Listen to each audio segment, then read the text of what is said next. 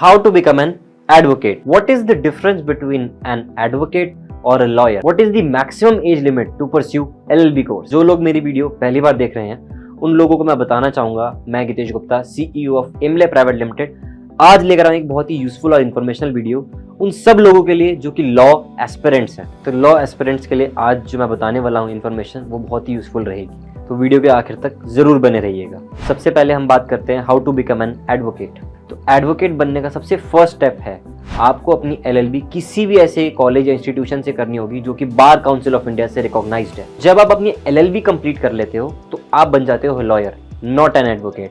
तो एडवोकेट और लॉयर के बीच में ये डिफरेंस है। आप अपनी जब LLB कंप्लीट कर लेते हो तो आप अपने आप को लॉयर बुला सकते हो, पर एडवोकेट नहीं बुला सकते। एडवोकेट बुलाने के लिए आपको आगे के और भी कई सारे स्टेप्स फॉलो करने होंगे जो कि मैं अब आगे आपको बताऊंगा। जब आपने अपनी LLB कंप्लीट कर ली तो फिर आप जाएंगे रजिस्ट्रेशन के लिए स्टेट बार काउंसिल में, वहाँ अपने सारे डॉक्यूमेंट्स आप सबमिट करेंगे।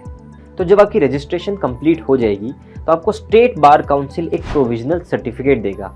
वो प्रोविजनल सर्टिफिकेट की वैलिडिटी होती है 2 ईयर्स। तो वो 2 ईयर्स के बेसिस पे आप एडवोकेट बन के प्रैक्टिस कर सकते हो।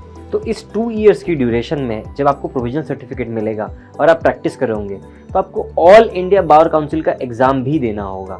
तो जब आप वो एग्जाम देंगे, अगर आप उसमें क्वालिफाई होते हैं तो फिर आपको मिल जाएगा सर्टिफिकेट ऑफ प्रैक्टिस। अगर आप मान लीजिए किसी भी रीजन से उस एग्जाम को क्वालिफाई नहीं कर पाते हैं तो फिर आप दोबारा उस एग्जाम को दे सकते हैं। लेकिन अगर आपने जो आपका 2 ईयर्स का ड्यूरेशन है उस बीच में अगर आपने क्वालिफाई कर लिया तो अच्छी बात है।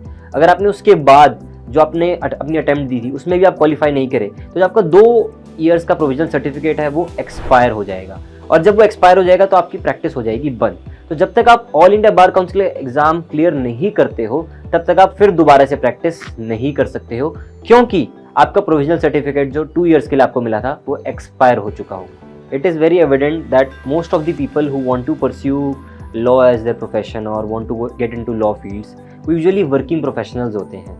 तो अब इसमें एक बहुत बड़ा क्वेश्चन आता है मैक्सिमम एज लिमिट का। तो मैक्सिमम एज लिमिट के बारे में आप लोगों को बताना चाहूँगा। बार काउंसिल ऑफ इंडिया ने कोई भी मैक्सिमम एज लिमिट अभी तक स्पेसिफाई नहीं करी है, लेकिन तब भी कुछ यूनिवर्सिटीज़ हैं जिन्होंने अपनी maximum age limit 45 years set कर रखी है, जैसे कैपिटल यूनिवर्सिटी जो कि कोडेरमा झारखंड में है, मंगलायतन यूनिवर्सिटी जो कि अलीगढ़ उत्तर प्रदेश में, और भी कई सारी यूनिवर्सिटीज़ जिन्होंने 45 ईयर्स को as a maximum age limit fix किया हुआ है।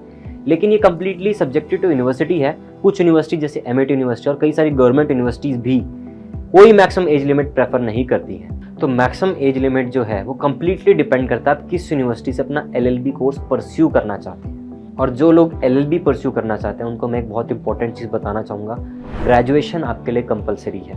और जिन लोगों ने अभी तक ग्रेजुएशन नहीं करी है और एक लॉ एस्पिरेंट है और आगे जाके लॉ की किसी फील्ड में जाके प्रैक्टिस करना चाहते हैं, उन लोगों को मैं बताना चाहूँगा 12th के बाद आप इंटीग्रेटेड प्रोग्राम्स की तरफ जा सकते हैं, जैसे BCom LLB, BB LLB और BLLB।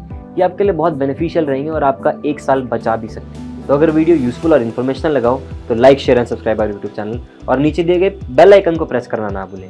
और अगर मेरी सारी इन्फॉर्मेशन देने के बाद भी आपके मन में कोई क्वेश्चन है तो आप डायरेक्टली हमारी टीम को भी कांटेक्ट कर सकते हैं। नीचे दिए गए नंबर पे आपको प्रॉपरली काउंसिल करेंगे, और हमारे पास कई सारे लॉ के एक्सपर्ट्स भी हैं। और मैं आगे आने वाले टाइम में भी बहुत सारी ऐसी यूजफुल और इन्फॉर्मेशनल वीडियोज़ लाऊंगा, तो जुड़े रहिए हमारे साथ। Thank you so much.